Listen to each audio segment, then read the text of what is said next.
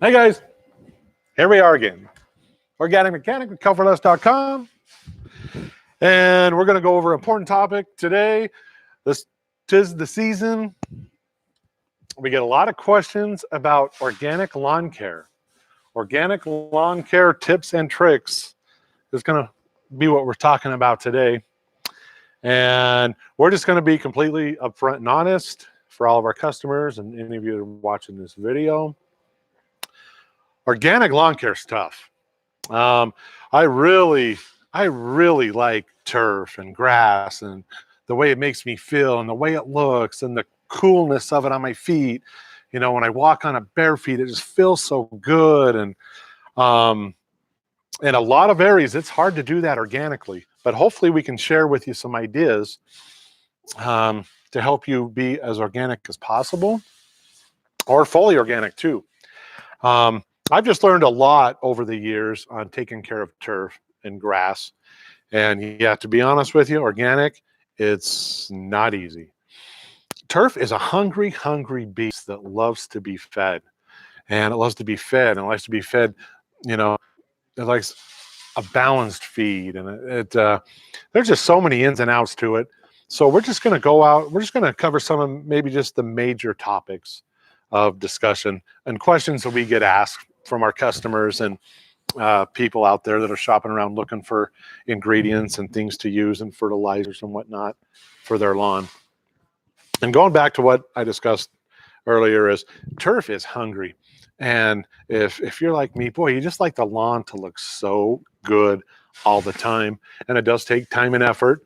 And if you're doing organically, it takes a little bit more time and a little bit more effort because anybody can go out there and spread a bunch of synthetics and spread a bunch of weed killers and, you know, pile on this and pile on that. And, you know, it looks so nice. It almost looks fake.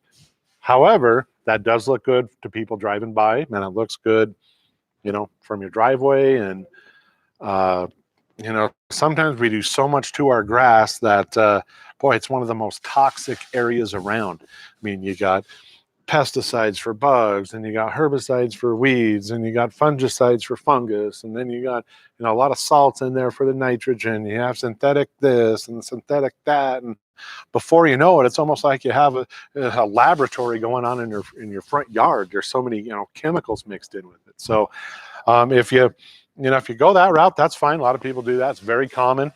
But here at Kelford Us, we try to steer people in another direction. So I'm just going to share what we've learned. And where turf really likes to be fed, it's hard to do that organically. You know, most organic nitrogens are slow release, and you really have to put down a lot of product for it to, you know, really feed the amount of turf that's in a given area on a lawn. There's a lot of plant, you know, what am I trying to say? The population is so huge. I mean, there's roots everywhere. There's plants everywhere. And so all that needs to be fed. And so we try to maintain a good soil health. And going back to some of our other videos, you know, never let your soil get too dry. You know, don't turn it into a mud puddle. You know, just overall good soil health practices, if you can, is a good place to start. Try to keep your soil in an area that it can withstand, you know, something drastic happening. So if we get a long drought, you may have to supplement with some water. If we get a lot of water, you know, you may need your soil healthy so the water drains off and doesn't puddle up and suffocate the roots and things like that. So good soil health is important. The next is organic nutrients. Where turf loves to be fed so much, we really like to use something that's we sell here at KelfordUs.com. It's our poultry compost mix, and it comes from chicken manure, and it's pelletized with rock phosphate and molasses. So it makes a really nice pellet that's easily spread.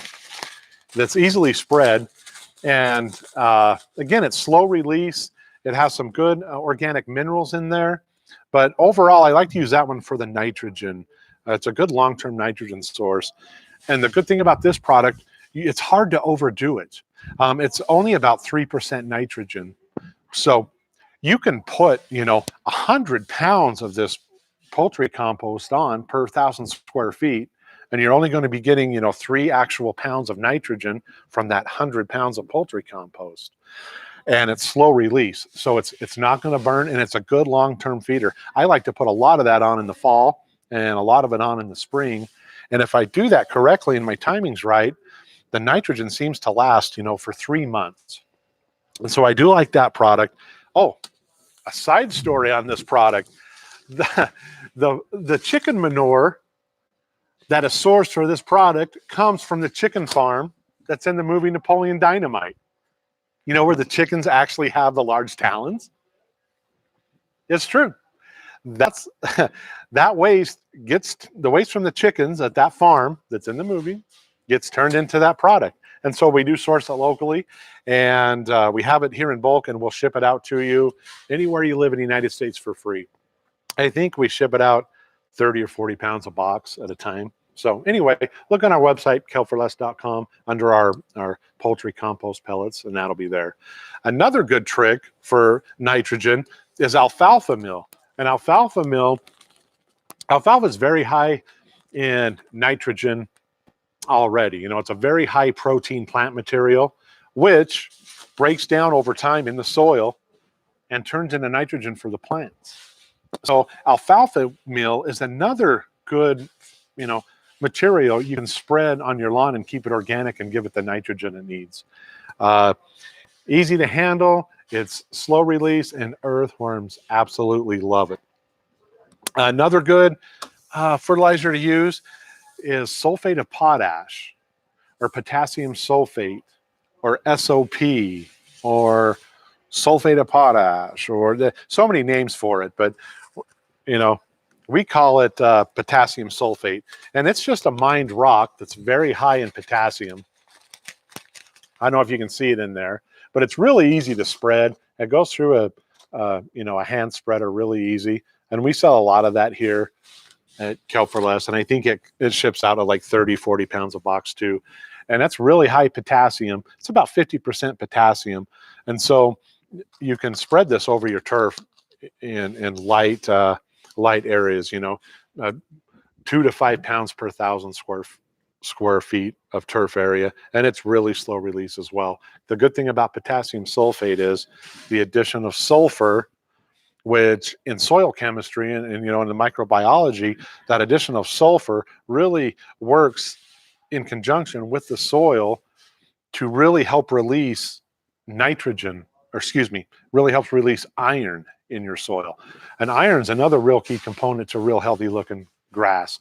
Iron really gives that chlorophyll, that dark color. And anyway, sulfur in the soil really helps release some of that iron and get it into your plants. So that'll just move us on to our next product, is our iron sulfate powder. This is water soluble as well, and it's real easy to use. And this really is just an addition to a good fertility program. Iron sulfate powder, you easily mix it with water. You can apply it with a hose end sprayer or a backpack sprayer, and you can just do a foliar spray on your grass just to help give it a little kick. Maybe you got something going on in the weekend, and so you're trying to get your lawn in tip-top shape. You could give a nice foliar spray with the iron sulfate and just add an extra color of green to the grass. It's usually not long lasting, and it's just a kind of a quick fix, but that is another organic product you can use. Let's see, we got the iron. Let's see, we do have a question here. Okay, let's see. Do you carry any liquid micronutrient products for lawns? Yes, we do. If you go to our website, kelpforless.com, micronutrient pack, I believe is what it's called, and it's a soluble powder. And so again, for the question, most people have access to water, and so just buy the soluble powder from our website, and there'll be all directions there how to mix it and use it, and just make your own solution, and you'll get a full array of trace nutrients. It's called our trace nutrient pack or micronutrient pack. Look for it on kelpforless.com. All right. Thanks for the question. Okay. And moving on, let's go back to an area that we touched on in the beginning is the plant population in turf. Turf is so competitive and it likes to crowd everything out. And a lot of times in an organic lawn care environment, the turf just doesn't have the fuel, it doesn't have the energy, it doesn't have the nutrients there to grow rapidly and fill in those bare spots to really overpopulate itself. So we do often suggest overseeding. So if it's possible, if you got fescue or some bluegrass or some rye or something, it's really easy to overseed. Once every couple of years, maybe in the spring, just spread seed out just to help create new growth and help keep the turf expanding. That's just a good trick, because grass is about the only plant we don't let seed. It grows and grows and grows and tries to produce a seed and tries to seed around itself, but we never let it do that because we're always cutting it. And so sometimes the more you cut it, the faster it grows, and anyway, it never gets a chance to seed out. So just keep reseeding, help nature out a little bit, and it'll help you out in the long run. Another good tip that we tell people is cut your grass at high length. If you mow a lot, I always tell people, put your mower on the highest setting. A lot of people like their grass an inch, and a quarter or an inch. I say, raise your lawnmower up to, 3 inches. Let your grass grow up and mow it at 3 inches.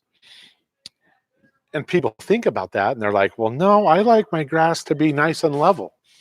And the answer is, well, you're still going to have to mow it. Just have your base height at that 3 inches. So when it grows a little, mow it off again, grow a little, mow it off again. I like my turf to look like a nice, fresh, flat top haircut, So I have long blades. And the reason we want those long blades is we get so much for free from those long blades. Number one, there's more chlorophyll to accept sun rays to produce sugars and nutrients and photosynthesis. So the bigger the grass blade, the more area of coverage it is to harvest the sun. That's great, because we want the sun on our grass blade, not on the soil. And that leads me to the second tip. The larger the grass blade, the more shade you have for your outing. So there's a lot of benefits to keeping your grass, as long as you can. And I know that's not for everybody, but for me in my house, that's how we do it. And again, it feels so nice to walk on that in your bare feet. So let's see, we went over soil health. We went over, some nutrients to put into the soil to feed the grass. We went into population, your plant population, and overseeding. Talked about grass height. There's one more. People commonly asked question we get is people ask, should I bag my grass or not bag my grass? And the answer is simple. If you have a lot of weeds, if you're trying to help thin out your weeds and want to keep it organic, bag your grass until the weeds start looking like they're under control. But as a general rule, in the long-term health of soil and turf, we suggest not bagging your grass, because if you have long grass blades, your grass will eventually, when you mow it, work its way down to the soil, get soil contact, and then they'll start decomposing for more nutrients into your soil and will feed the nutrients will turn into feed for the grass that's still growing. So we recommend not bagging your grass unless you have a lot of weeds, or some places have an ordinance that you have to bag your grass and so on and so forth. But for the overall health of soil likes to decompose things, so it likes organic matter. So letting that grass lay will actually have such good long-term benefits for your soil and your grass. And then the most common question in organic lawn care is, how do I control the weeds? And boy, that can be a tough one, staying organic. And I'm not going to lie, sometimes they can just get so overbearing that you have to use, a chemical option sometimes, or a herbicide. But there are a lot of things you can do. Grass height, again, is a good one to help shade new grass seeds from developing and help crowd out weeds. Another There's another little trick. If you have a lot of dandelion or some real stemmy type weeds like thistle, here's a really good experience. Thistle is a tough weed to eradicate in turf, and boy, I learned this little trick. Just smother that thistle with molasses. I mean, totally the plant itself, the thistle, smother it with molasses, and the sun will end up, you know, killing it, making it go away. I don't know what it is, but the molasses gets on there, and maybe it smothers the thistle. I don't know, but anyway, that is a good organic control for thistle. For dandelion, there used to be a tool I used to use all the time called the Weed Hound, and it goes. You carry it around and actually plucks the dandelion out of the soil for you. It's quite a bit of work, but it's a fun, afternoon, early evening experience. Maybe take the kids out and pop a bunch of dandelions out of the soil. So those are just some ideas on organic lawn care. And this will probably spur a lot of questions. So, in the future, we'll probably compile more questions for you and maybe come out with a part 2 and a part 3. And as we learn, we'll share with you. But those are just some basic ideas. So anyway, we appreciate you joining in. Once again, it's the Organic Mechanic and all the crew at Kelp for Less. And we just ask, keep the questions coming. We'll do our best to help you. Have a good one.